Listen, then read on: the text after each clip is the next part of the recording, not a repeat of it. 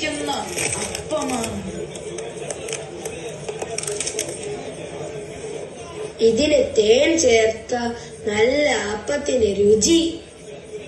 നമുക്കിതിനെ മന്ന എന്ന് വിളിക്കാം.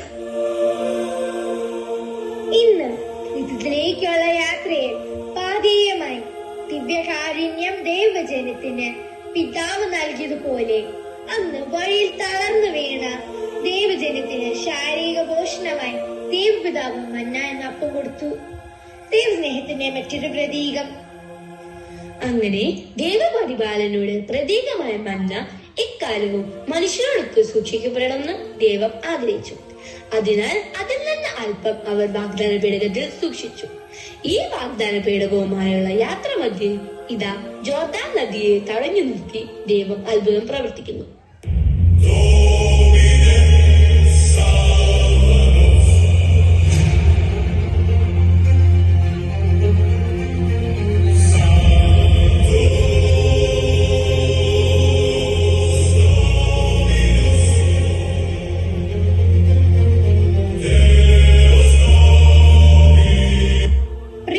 ജനമേ, ദൈവം അനന്ത സ്നേഹമാണ്.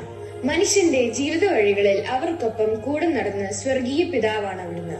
ഒടുവിൽ ആ സ്നേഹത്തിന് പൂർത്തീകരണമായി സ്വന്തം പുത്രനെ നമുക്കായി നൽകി.